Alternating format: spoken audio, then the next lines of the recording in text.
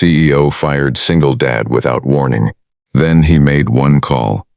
That ended the entire company. Part 1.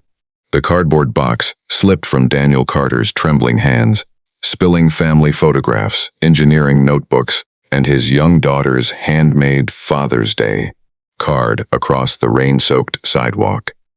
Behind him, the towering glass headquarters of Foster Precision Group reflected the gray storm clouds gathering overhead, as if the building itself had already forgotten the man who had devoted 12 years of his life to making it successful. Employees standing inside the lobby stared through the windows while security locked the revolving doors behind him. On the highest step stood the company's glamorous CEO, Victoria Foster, surrounded by executives who smiled as though they had just erased a mistake instead of destroying a family's future. Daniel looked at the phone in his shaking hand, took one slow breath, and made a single call. None of the people laughing behind those glass doors could have imagined that the quiet father they had just humiliated was about to trigger the downfall of the empire they believed was untouchable. Before we continue, if you believe kindness still matters, if you believe good people deserve second chances, and if stories like this inspire hope, please take a moment to like this video, leave a comment, share it with someone you care about, and subscribe to Bright Heart. Your support allows us to keep bringing emotional stories that remind the world compassion is never wasted. The rain had started before sunrise, but Daniel barely noticed it as he drove his aging pickup toward the office. Every morning followed nearly the same routine. He woke before dawn, prepared breakfast. Armin hesitated, braided his 10-year-old daughter Emily's hair the best he could, packed her lunch with little handwritten notes hidden inside, and dropped her at school before beginning the hour-long commute into the city. Since losing his wife, Sarah, to cancer 4 years earlier, every responsibility had fallen onto his shoulders. There were no weekends off, no vacations, and no one waiting to rescue him when life became overwhelming. Still, Daniel never complained. He believed hard work, honesty, and patience would eventually reward those who refused to give up. Inside Foster Precision Group, Daniel had become one of the company's most respected senior contractors. He wasn't flashy, ambitious for titles, or interested in office politics. He simply solved impossible engineering problems that others walked away from. Whenever expensive projects stalled, Daniel quietly fixed them without asking for recognition. His colleagues often joked that if Daniel couldn't solve a problem, nobody could. Yet few executives even remembered his name. To them, he was just another contractor whose badge allowed him into the building, but never into important meetings.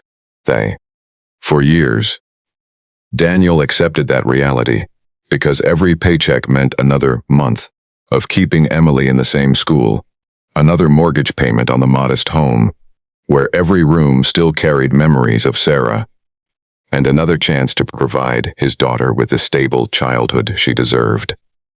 Success in Daniel's mind was never measured by promotions or luxury cars. It was measured by hearing Emily laugh during dinner, watching her run toward him after school, and knowing she never had to wonder whether her father would be there. Unknown to almost everyone in the company, Daniel carried another burden. 2 years earlier, while reviewing maintenance reports, he had quietly discovered a series of alarming structural inconsistencies involving one of Foster Precision's flagship manufacturing facilities. The issues weren't immediately dangerous, but, if ignored long enough, they could lead to catastrophic equipment failures, costing millions of dollars. Daniel documented everything and repeatedly submitted recommendations for repairs. Every report disappeared into management without response. Eventually he realized executives were delaying repairs because admitting the flaws would reduce quarterly profits and disappoint investors, rather than exposing the company publicly. Daniel stayed because he hoped someone in leadership would eventually do the right thing. He believed organizations could recover from mistakes if enough honest people remained inside. That belief kept him working late nights while everyone else went home. Across town, however, the atmosphere inside Foster Precision had begun changing dramatically after Victoria Foster became CEO following her father's retirement. Young, charismatic, and admired by business magazines, Victoria quickly earned a reputation for aggressive decisions that impressed shareholders. Profits climbed rapidly, expenses fell, and investors praised her fearless leadership. Newspapers celebrated her as one of the country's brightest corporate stars. What those headlines never showed was the fear spreading through the hallways beneath her office. Departments were merged overnight. Experienced employees disappeared after brief meetings with human resources. Years of loyalty suddenly meant nothing if someone appeared expensive on a financial spreadsheet. Managers stopped defending their teams because protecting workers often placed their own jobs at risk. People learned to stay silent, avoid attention, and hope they weren't next. Daniel noticed the changes, but remained focused on his work. He reminded himself that storms always passed. Then came the Monday that changed everything. At exactly 9:12 that morning, Daniel received an email requesting his immediate presence in conference room 7. The message contained no explanation.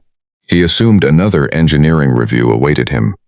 Instead, he found a human resources representative, a corporate attorney, and one unfamiliar executive sitting quietly beside a folder bearing his employee number. Within minutes, they informed him his contract had been terminated effective immediately due to corporate restructuring and budget optimization. His building access had already been disabled. Security would escort him to collect his belongings. Daniel sat silently, waiting for someone to explain how 12 years of flawless performance could disappear into a single paragraph prepared by lawyers. No explanation came. He mentioned unfinished safety recommendations, requiring immediate attention. No one answered. He explained that critical facility upgrades had been postponed despite documented risks. The attorney simply slid another paper across the table. His signature was requested. Everything felt strangely unreal. Outside the conference room, employees lowered their eyes as Daniel walked through the office, carrying the cardboard box that suddenly held every reminder of his career. Some wanted to help, but feared becoming targets themselves. Others watched from behind computer screens, relieved only that someone else had been chosen instead of them. Daniel paused briefly at his desk. On the corner sat the framed photograph of Sarah, smiling beneath autumn trees during happier days. Beside it rested Emily's drawing of the two of them standing under a bright yellow sun with the words, "My dad fixes everything." Daniel smiled sadly before placing both inside the box. As security escorted him toward the lobby, he noticed Victoria Foster speaking with investors near the entrance. Cameras flashed while journalists documented another successful business announcement. She looked confident, polished, and completely untouched by the consequences of her decisions. For only a brief moment, their eyes met. She looked away before recognizing the exhausted father walking out with his belongings. Outside, the rain intensified. Emily had texted him earlier, asking whether he could attend her school presentation that afternoon. He had promised he would never miss it. Now he wasn't sure how he would explain why he suddenly had nowhere to work the next morning. The walk across the plaza felt longer than any journey Daniel had ever taken. Every raindrop soaked through his jacket until the photographs inside the cardboard box began curling at the edges. He carefully covered Emily's drawing to protect it from the water. As he reached the sidewalk, his phone vibrated. The bank, his mortgage payment would automatically withdraw. In 3 days, another notification followed. Emily's school tuition reminder, then another medical insurance renewal. Daniel closed his eyes. For the first time since Sarah's passing, fear overwhelmed him completely. Not fear for himself, but for Emily. She deserved stability, opportunity, and hope. Instead, life kept demanding sacrifices from a little girl who had already lost her mother. He looked back toward the towering headquarters. Inside that building were executives celebrating increased profits made possible, partly by eliminating people exactly like him. What none of them understood was that Daniel had never stayed because he needed Foster Precision. He stayed because Foster Precision needed him. Deep inside a weathered notebook, resting beneath the engineering manuals in his cardboard box, lay years of handwritten observations, technical records, independent inspections, supplier correspondence, and detailed evidence documenting every ignored warning regarding the company's manufacturing systems. Daniel had never intended to use any of it against the company. He simply believed someone should preserve the truth. The rain continued falling as traffic rushed past without noticing the lonely father standing beside the street. Slowly, Daniel reached into his pocket and unlocked his phone. He scrolled past dozens of forgotten contacts until his thumb stopped on a name he had not called in almost 6 years. His heartbeat slowed. He hesitated. Then he remembered Emily's drawing inside the box. "My dad fixes everything." A quiet determination replaced the sadness in his eyes. He pressed the call button across the city. Inside an office few people even knew existed, the phone rang only once before someone answered. Daniel spoke just a handful of words. "Everything is happening exactly as we feared." The silence on the other end lasted only seconds. Then came a calm reply that changed everything. "The investigation can finally begin." The shocking identity of the person Daniel called. Daniel stood motionless beneath the cold rain. The cardboard box pressed tightly against his chest as cars rushed past, without noticing the quiet man whose entire life had just been turned upside down. His heart pounded as the phone remained against his ear. For several long seconds neither man spoke. The silence carried years of trust, sacrifice, and unfinished business. Then the familiar voice on the other end finally broke through the sound of the storm. It was calm, confident, and unmistakable. The caller was Jonathan Reeves, the legendary founder of Sentinel Infrastructure Solutions, one of the most respected engineering consulting firms in the country, and the man many government agencies quietly turned to whenever billion-dollar infrastructure projects showed signs of corruption or hidden danger. 6 years earlier, Jonathan had met Daniel during a national engineering conference after reading a technical paper Daniel had written on industrial safety systems. While executives chased promotions and publicity, Daniel had quietly earned the admiration of some of the brightest minds in the industry because of his extraordinary ability to identify structural failures long before they became disasters. Jonathan had offered him a prestigious executive position with a salary nearly double what Foster Precision paid. It was an opportunity most engineers could only dream about. Daniel had declined without hesitation. At the time, Sarah was fighting cancer, and moving across the country would have meant abandoning the doctors treating her. Daniel chose family over ambition. Jonathan never forgot that decision. Before they parted, he placed his business card into Daniel's hand and made one promise that neither of them imagined would become so important. If the day ever came, when Daniel believed honesty had been defeated by greed, one phone call would be enough. That forgotten promise had finally come due. Jonathan listened carefully as Daniel explained everything that had happened over the past several years. He described maintenance reports that had mysteriously disappeared after reaching executive offices.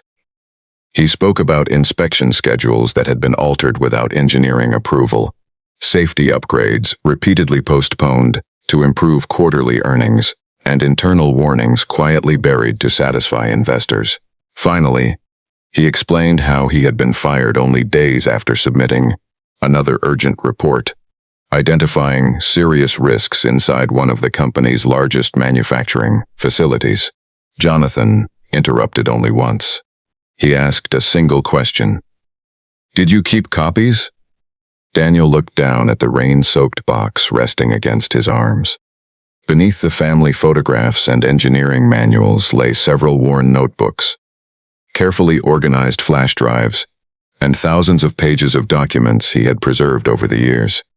Every inspection, every ignored recommendation, every maintenance request, every email, every technical drawing, and every revision had been documented in chronological order. Daniel had never collected the records for revenge. He simply believed that engineers had a responsibility to preserve the truth, especially when lives could one day depend upon it. Jonathan slowly exhaled. For months, Sentinel Infrastructure had been quietly assisting independent investigators, examining unusual patterns surrounding Foster Precision Group.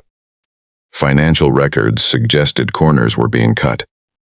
Anonymous complaints hinted that safety inspections were being manipulated.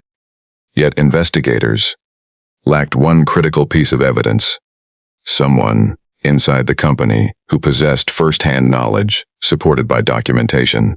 Daniel was that missing witness.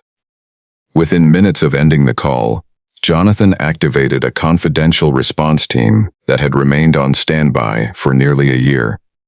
Former federal investigators, forensic accountants, structural engineers, cybersecurity specialists, and corporate compliance attorneys assembled inside Sentinel's headquarters.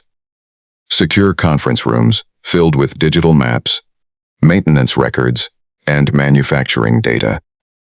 The investigation that had moved painfully slowly suddenly accelerated because the one person everyone trusted had finally stepped forward.